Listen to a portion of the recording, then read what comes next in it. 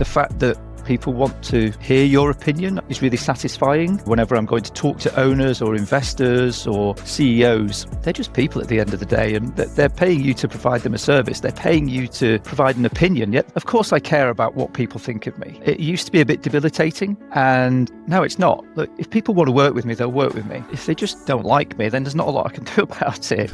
So I met a fantastic CEO at the back end of 2023, and I said, how do you manage to do everything that you do? And they said, I only do the things that only I can do. There's probably 3 or 4 generic traits that we look for in C-level leaders in this sector. I think the most underrated one is curiosity. Being authentic and showing empathy, again, it is a hallmark of any good chief exec and C-suite leader nowadays in this sector. One, you can ask for feedback from people in your organization, but you've got to be fairly brave and fairly courageous to do it, because the feedback that you get may not always be positive.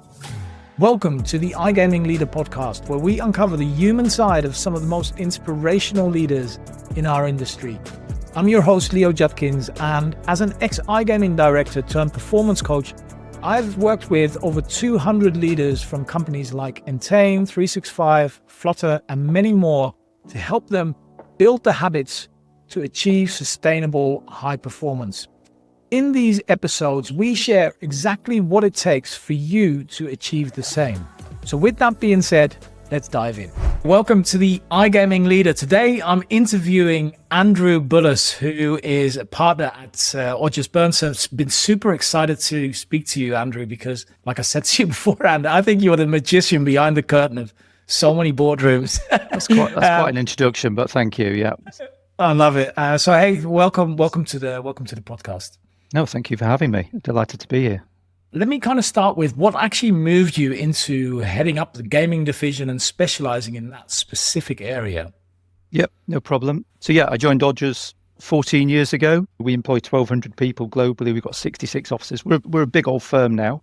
I originally joined just in our sports practice. So this was the team that had just hired the CEO of the London Olympics, and then moved on to the COO of Man United, and we're starting to build out a fantastic sports practice. There was 4 of us, and we were based over in Hanover Square in central London. I'd been doing recruitment for about 15 years before that, but certainly at a lower level. And I thought, sports is a real passion of mine. Let's go and join the sports practice, which is what I did.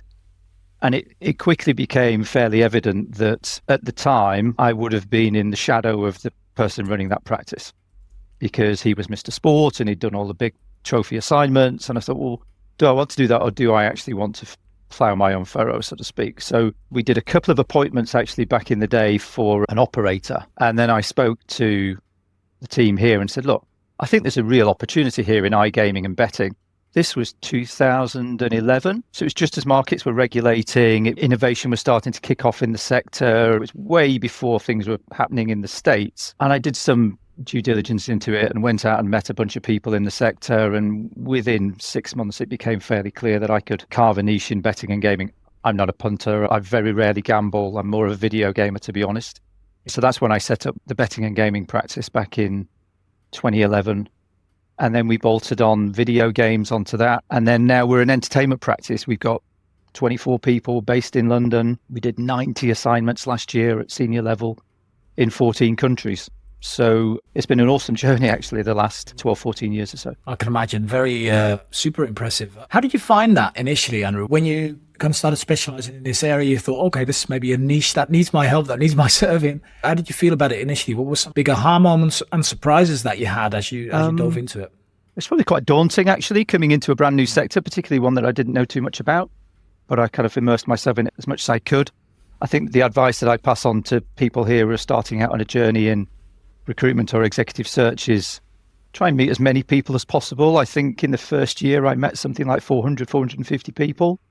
And it's just building up what's the information that you can garner from them that you can learn more about. You then create your own opinion, meeting loads of people. Bear in mind that Odgers were just not known at all in the betting and gaming space.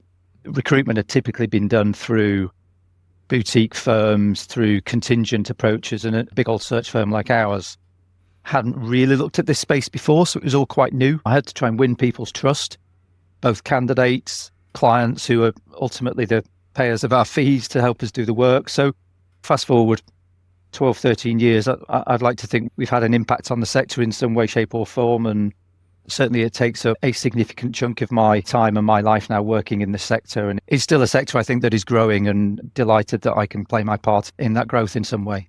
How did you run it initially? Were you able to run it almost as a startup within the business, or did you have to follow really strict procedures and guidelines and kind of go with what all the other areas in the business were doing? What did that look like? No, I just ran it as I wanted to, really. I was given free rein. So they said, look, here's your budget. Here's the numbers that you probably need to hit. Here's your marketing and business development budget. Go out and do it. So the way that you would operate in the betting and iGaming space, and we have a shipping practice, for example, we have an aviation practice. They're so different in terms of sectors. You have to be quite nuanced about it. So no, I was given kind of carte blanche to decide what I wanted to do, and I wrote a business plan and figured out, how to grow it. And the rest is history, as they say. That also means that there will have been volatility throughout, not just from how the market operated and how the market's grown and shrunk, but also in terms of competition around you. So what are some of the highs and lows that you've experienced on that journey, and how did you navigate them? Highs were obviously getting the first few mandates through the door, and not just winning the mandates, but also closing them, and actually the satisfaction that gives. We're not a kind of bums on seats type recruitment business. Actually, if you think about the level at which we operate, board, C-suite, C-level -1, the impact of some of these individuals on the organizations that they're leaving, the organizations that they're joining, and in many cases when we're relocating people halfway around the world, the impact on their families is pretty significant, actually. So we've got to make sure that we take the time to approach these projects appropriately and carefully. But the sense of satisfaction when you get it right is great, both from my own self-satisfaction, the satisfaction of the team that's worked on it, but also the hiring organization, the individuals that we're putting into these high-profile positions. So I think getting the first couple of those was great. I think another high point is just, I go back to having an opinion on things. The fact that people want to hear your opinion, I think, is really satisfying. And that's one of the things that I like to do whenever I'm going to talk to organizations, is particularly if you're talking to owners or investors or CEOs, they're just people at the end of the day, and they're paying you to provide them a service. They're paying you to provide an opinion, yet they're not the recruitment expert. They're not the search expert. We are. So they want to hear from us. So I'm very happy to give my opinion and do it in a very respectful way. So I think they're the two things, that the kind of track record and also the voice maybe that I've been given. Lows, losing a search to the competition is never great. It happens. We can't win them all, but I think you've just got to learn from that experience. What could we have done differently? What can we have done better? I was just on a call this morning with a big organization where we're one of their preferred executive search partners, and we didn't get the last one we pitched for. And I said, what can we improve on? What can we do better? I got some really valuable feedback that we'll take into the next pitch. But certainly when I was starting out as well, people who didn't see the value in what we do, they just saw recruitment as a bit of a commodity maybe.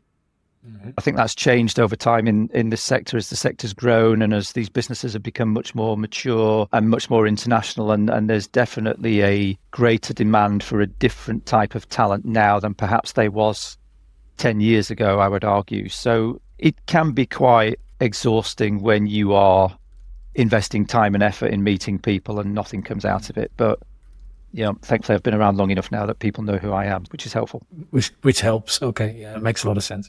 So on the win side, where you're talking about finding your voice and being in a room and people listening to your opinion, how's that gone? Especially as somebody that, as you said in the beginning, you didn't have a lot of expertise in the industry. How did that make you feel? Did any sort of imposter syndrome come up in the beginning? Did you need some validation there? What did that look like? What did that journey look like? I think anybody that doesn't suffer from imposter syndrome is probably lying. Honestly, I think everyone probably suffers from it at some point in their career. And even having done this for as long as I have, 20 or 25 years now, I've been doing recruitment in various shapes or form. I still get imposter syndrome going into certain meetings. Definitely. I think the important thing is just being super prepared.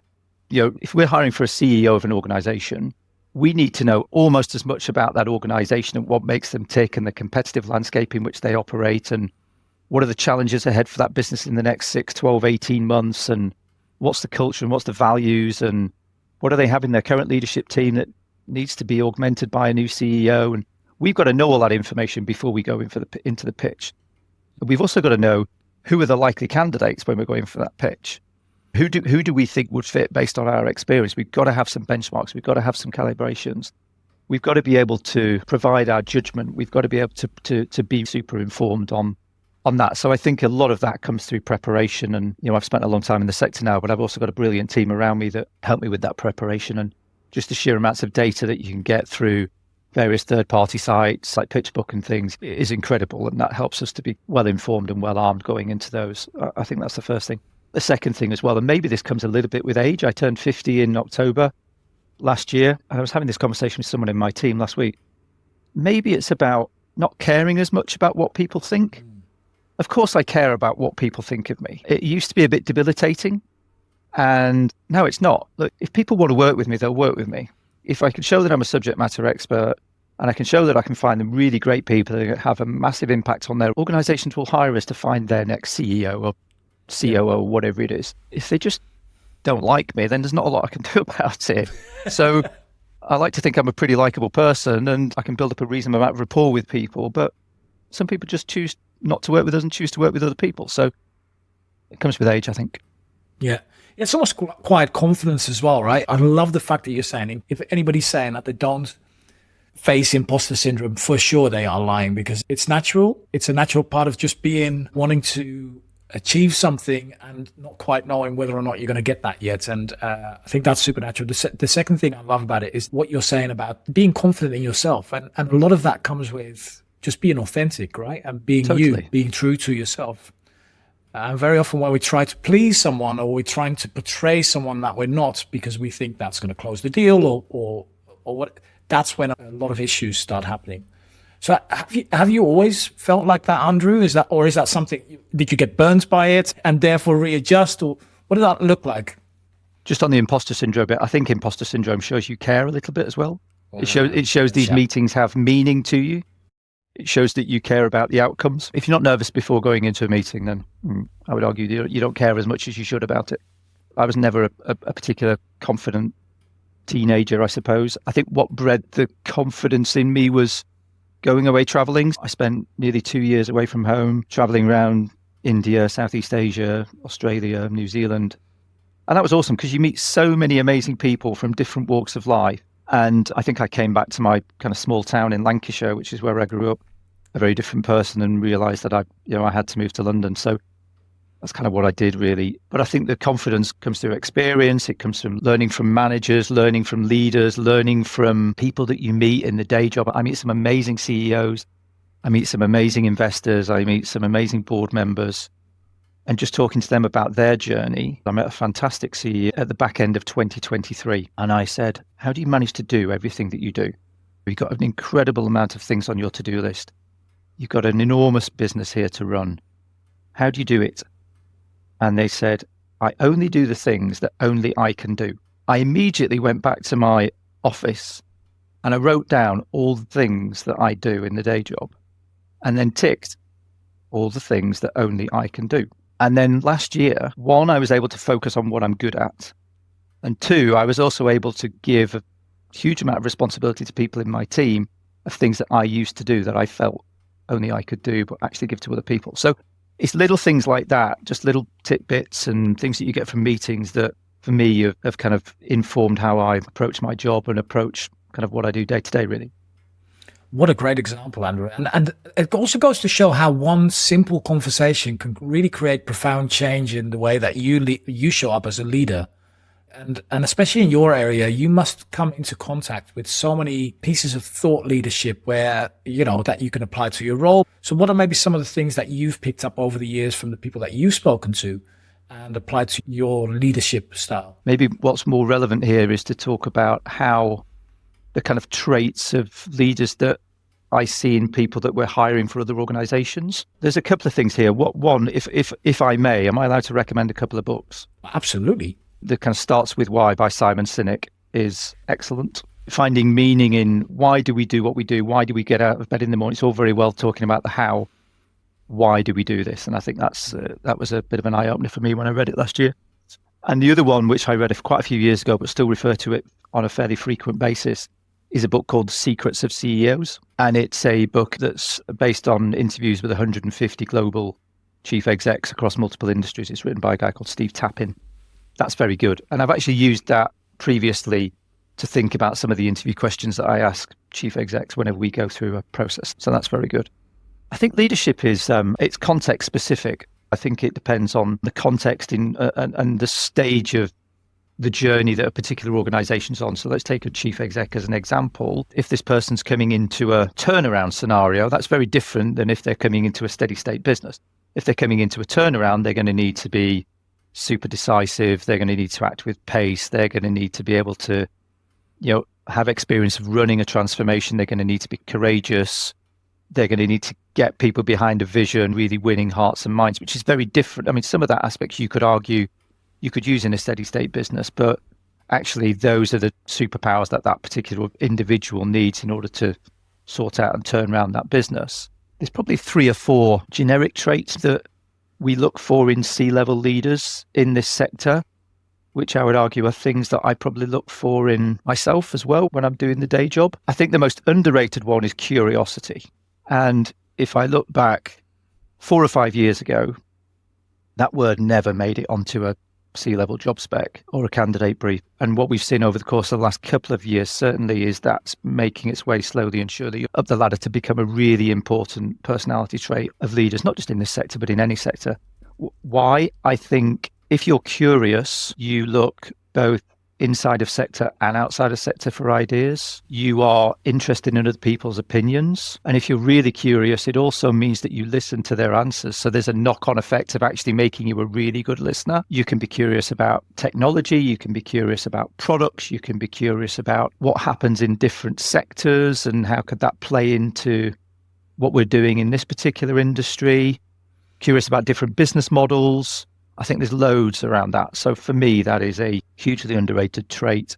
I think the second one is about empathy and authenticity. And look, the word authentic leaders has been thrown around for the last couple of years, and particularly during COVID, when we were putting chief execs and leaders front and center. Employees were demanding more of their face time, more communication about what was going on. And we put a lot of pressure on leaders really to be able to do that. And a lot of them can step up. A lot of them find it quite challenging. But I think being authentic and showing empathy, again, it is a hallmark of any good chief exec and C-suite leader nowadays in this sector. You've got to be able to show high levels of EQ.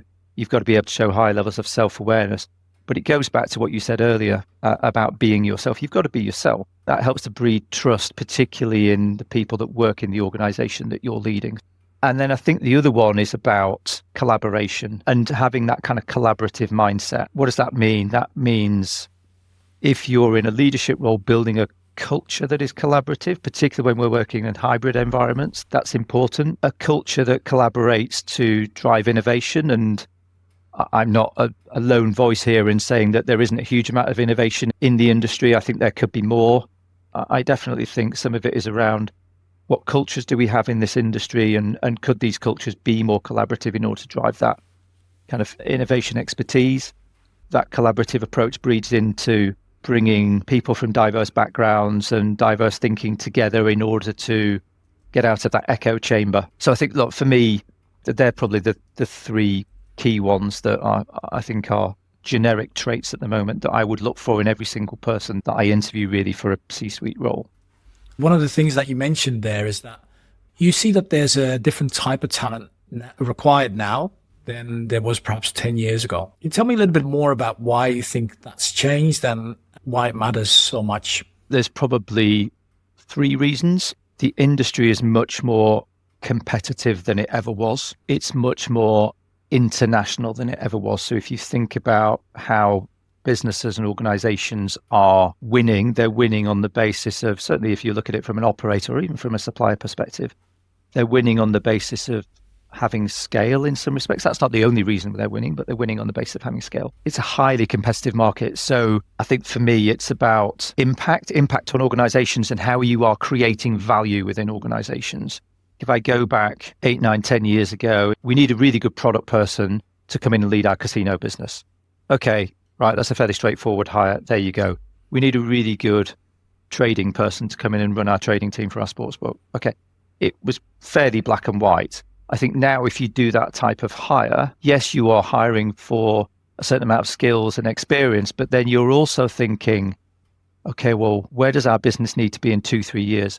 Are we hiring for the future? Where's the impact that this person's going to have? Where's the value that this individual is going to have on our organization? And I'm not sure that 10 years ago, I mean, there are some exceptions, but a large portion of organizations in the sector, they weren't looking for value from people. They were just looking for people to do a job. And I think also it's a really ever-changing world in which we operate, changing regulation, as I've said, highly competitive. And then you take on board all the kind of geopolitical and macroeconomic things that are going on in the world. Leaders just need to be super agile. They just need to be really, really responsive. It's not as easy to lead now as it was 10 years ago because of everything that's going on. I think it also goes to show that before it used to be a lot about the amount of hours that you put in and the expertise that you bring to the hours. I think nowadays it's more about what the value that you bring to those hours. It can still be long hours, but it's really the value that you bring to those hours and value of the ideas. And a lot of that then comes down to your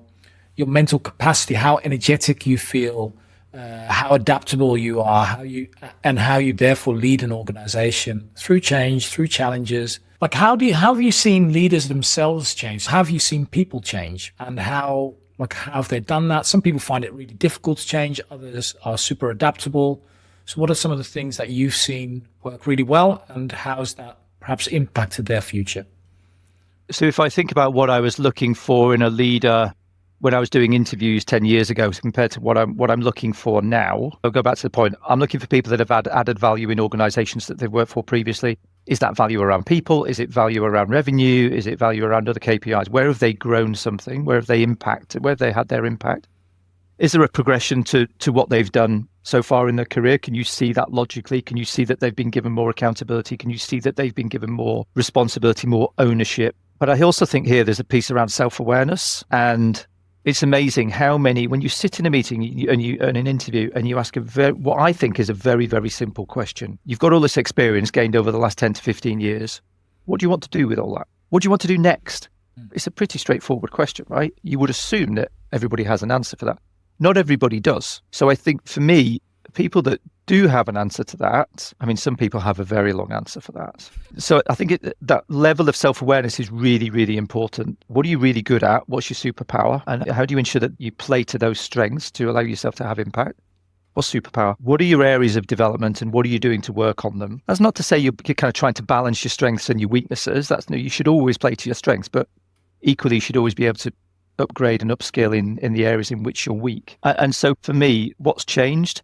There are a lot more people that are starting to think about their own development rather than being told what they need to develop. So it shows a level of responsibility around their own personal growth. It shows a level of responsibility around where they want to take your career. And there's a couple of things you can do here. One, you can ask for feedback from people in your organization, 360 feedback, which is a fairly easy thing to do, but you've got to be fairly brave and fairly courageous to do it because the feedback that you get may not always be positive. I would also advocate asking people that you think may have a negative view of you. I think that's always helpful rather than people that are going to look at you through rose-tinted glasses. So that's the first thing, ask for feedback. I think the second thing people can do is do some sort of psychometric assessment. You can do that off your own back. There's plenty of tests online that you can do. You can do it through a search firm. There's plenty of things that you can look at. And that helps you to figure out what are your natural personality traits and what are the ones that perhaps you might need to expend more energy and effort to exhibit. So I think that's the second thing you can do. I think the third thing you can do, and put yourself out of your comfort zone, and it's never too early to start by getting a board seat. There's a lot of C-level execs in the industry that hold board seats outside of sector. Why do I think that's important?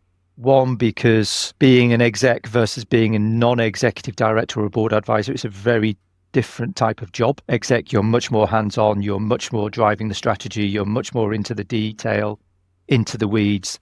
Non-exec is, people talk about it being a critical friend. You're not expected to offer a solution. You're not expected to dive in with the answers. You're expected to listen, acknowledge, and try and help the board and the execs to find an answer. Not everybody can adapt to that. So I think that's one thing. It takes people out of their comfort zone from a learning to step back a little bit, think, and then react rather than just automatically reacting to every given situation. Why else do I think it's important? The learnings that you get sitting around a board table are invaluable when going back into your day job. If you're sitting on the board of an online travel business and working in the iGaming sector as an exec, undoubtedly there will be things that online travel business are talking about around the boardroom. You could think, oh, that's a totally different perspective and way of looking at a particular problem that I've had in the day job. I can take that back into the day. Is it going to work? Let's see if it works. Let's try it. And I think just being around, when you sit around a board, you're sitting around lawyers, bankers, investors, management consultants, other well-established portfolio non-exec directors, board advisors. Just the wealth of experience that you get sitting around that board table is so helpful. So I would advocate doing that as soon as possible in your career, particularly if you are in a C-level role now. You should be thinking about getting a board seat. Doesn't have to be in a listed business, could be in a private equity business, could be in a venture capital business, could be on a charity board. It doesn't matter. But just having a different perspective, looking at things through a different lens, I think is super helpful. Yeah, makes a lot of sense. Hey, if you're a VP, a director, founder, or executive in iGaming, and you want to achieve sustainable high performance without sacrificing your personal life or your well-being, then the iGaming Leader Mastermind might be your kind of thing. It is a highly vetted community in which we work together with other iGaming leaders in the industry to achieve that sustainable high performance. Because leadership in iGaming can be really lonely and isolating. When you've got the right people around you, it can make such a difference to your performance, your productivity, and your personal life. So if that's something you want to know a little bit more about, head over to igamingleader.com and apply to join. I've got some questions from our clients in our iGaming Leader Mastermind, and one of them actually goes into that from Finton. So preparing as a senior exec for board level or for non-executive directorship roles, what would your advice be for if you want to start moving into that direction? What are some of the steps that people can take? Because that can be very overwhelming, can feel like a huge first step. How do people go about it? So I think there's 3 things you can do, and this is my most overused word, superpower. But you've got to figure out what are your superpowers. What are you really good at? If you're going to join a board, what are they going to get from you? What are you really, really, really good at? And it may be that you've got a functional skill. Maybe you're an experienced chief product officer. Maybe you've got experience in, as an executive, taking a business from private to listing through an IPO. There's something about your experience that makes it a sweet spot. Okay, so you've got to figure that out. Where's the value that you bring to your board? Yes, you need to understand governance and you need to understand how a board works, but actually boards now are looking at it as a collective of individuals with different sweet spots and superpowers, right? So what's yours? You've got to figure that out. The second thing I think is figure out what sort of board you want to join. What is it about the ownership model that you might be interested in? What is it about the commercial model? What is it about the nature of the business? Do you want to join a land-based business? Do you want to join a digital business? Is it a business that, does it have a purpose? Is it a business that's going to be meaningful in 5 years? What's the vision? And actually, you're going to be spending a reasonable amount of time with these board members and these execs. Yep. Do you actually like them? Such an underrated question. Like it's such an important question. If you're sitting around a boardroom, do I like working with these people? Can I get along with them? Yes, you need to be able to. There needs to be healthy tension, and there needs to be challenge, and there needs to be debate. But actually, at the end of the day, do you like them? And then I think the third thing you can do to prepare is think about who's in your network that can help you get your first board seat. And it normally takes, I would say, some people have been lucky and done it in 6 to 9 months, but it normally takes 12 months to get your first board seat, and it can take as long as 18 months. That's why I say start early. But think about the people who are day in, day out, sitting around the boardrooms. Who are they? Other non-execs that you know, other advisors that you know, investors, CEOs, and all that professional services community I mentioned, lawyers, accountants, management consultants, the people who are sitting around boards day in, day out. And they're the people that are likely to hear of these advisor or non-exec roles first before anybody else. They would probably be my three bits of advice. Network is your net worth. So, and Andrew, I've got another question from Luke, who's asking about your views on inside the industry versus outside. So there's very polarizing opinions in different companies about, recruiting for experience within the sector versus outside of the sector. What are your views on it? And especially what are your experiences with it from a results point of view? So can we almost maybe quantify this if even possible? So I think there are certain roles where you would always advocate having a industry hire because the skill set required is so industry specific. So I would say anything in that kind of world of online casino heads, trading directors, sportsbook directors, things like that are very, very industry specific. When we've done trading director roles previously, we've looked at people that have sat in investment banks. We've looked at people that have sat in asset managers who understand algorithmic based financial services trading and who are often are very passionate punters. And when push comes to shove, actually the clients of 9 times out of 10, they've gone for someone from inside the industry. I think where it becomes easier is in functional roles, because there isn't as much requirement for industry expertise if you're a CFO. Arguably, you need to be better at being a CFO than you do needing to understand the sector. I would also argue that's the same for roles in people and culture and human resources. It's the same in legal. I think it's also the same in operations. So COOs and roles that are overall responsible for the customer. And then I also think it's the same in when you get into senior commercial roles, arguably some senior product roles.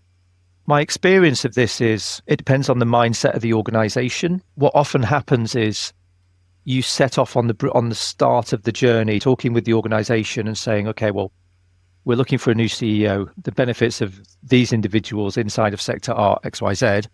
Let's satisfy our curiosity and go outside. And they get really excited about it. Yeah, let's do that. Let's go and look at people. And then you present them with a really interesting shortlist of people from diverse range of backgrounds, and they end up going for the industry hire.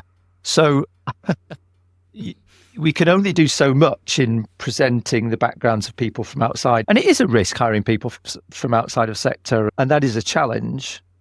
But I also think it's about the mindset of the organization that they're coming into. So we've put people into roles previously from outside of sector. And when they've started dealing with colleagues within the business, the colleagues have seen them as an outsider. So it's all about the kind of messaging, I suppose. So colleagues will look at them and go, you're from outside the sector. What can you bring? So they don't give them enough time. And it's amazing how organizations, they spend all this time to all intents and purposes, dating candidates, right? Through what can be a 3 to 6 month process. And then day one, they suddenly expect them just to figure out how the organization works on day one. It's absolutely nuts. So if you're going to hire someone from outside the industry, I think having a really clear onboarding plan. How do decisions get made? Who can we introduce you to in the first 2, 3, 4 weeks that can help you acclimatize quicker? What are the really critical things that you need to know? To quote another book by Nate Silver, how do you figure out the signals from the noise when you're looking at reporting and when you're looking at KPIs? So things like that are really, really important. It's amazing how many organizations don't give that the thought and just expect them to succeed on day one. And I believe that that's even more true for internal promotions, where people are just kind of left to figure it all out because they already have the connections. And of course, you're now expected to operate on a higher level. And that comes with all sorts of challenges as well. So again, an onboarding process, if you would even use the same name, is crucial there. And I think for that, it's super important that when you do internal candidates, you put them through some form of psychometric assessment. So even if they don't get the job, what are they taking away from the experience? What are they learning about themselves that can help them be a better version of themselves next time? So I think they've got to feel that they're getting something out of the process. So that would also be my last question there, Andrew. So a lot of people listening to the podcast here are typically kind of VP, director, executive level, right? So for people that are ambitious, have moved quickly, are looking internally still for promotion, the funnel is getting narrower and narrower. There's fewer opportunities, right? What are some of the best advice you could give someone for making that next step, either internally or externally? So I think the first part is doing a bit of soul searching, just thinking about, right, okay, well, if I'm going for the next job, what does that next job look like? do I have the skills, knowledge, and experience to do it? If you're going for the next job, but arguably you've got the motivation to do it. Do I have the skills, knowledge, and experience to do it? And if you don't, figure out how do you plug those gaps. And you can either do that by yourself off your own back, or you can go and have a conversation with whoever your manager or boss is and talk about, what can you do differently? So I think that's the first thing. The other thing is going back to some of the things that I said earlier in terms of kind of traits and assets that I look for in people that I meet. So just going back over your experience, almost doing a little bit of a checklist. So, if you're moving into a C-level role, there's an expectation that you will have a vision for your business unit, or you will have a vision for the organization that you're leading. So looking back, when was the last time I had a vision for something? When did I get people bought into a new concept? When did I get people bought into a new idea? How did I win hearts of minds? So when was the last time that you identified a way to make a business more efficient? So that shows an impact of your thinking laterally, you're thinking innovatively, you're thinking creatively, you're also thinking commercially, and also think about what type of leader are you. There's an argument to say if you're going into a leadership role, what do you think your style might be? How do you want to be perceived as a leader? Where might you need the support from others in order for you to be the best leader that you can be? So you've got to tell people that you're motivated to do things as well. Otherwise, there's an argument to say that you will go on, yes, you could be doing the best job in the world. You could be working really long hours, which isn't always the solution, by the way. You could be adding tremendous amounts of value. You've got to be a little bit overt about some of these things as well. Yeah. And just making sure that you get noticed. Yeah. And get over yourself there, right? And I think that's such a valuable piece of advice. It's often popularized in personal branding, but it can feel like such a big thing for people. It's just about communicating what you're delivering and the value that you're delivering to the organization. I think it's such a get over yourself and start doing it. I think so. Just put your hand up. Just put your hand up and say you want to do more. Yeah.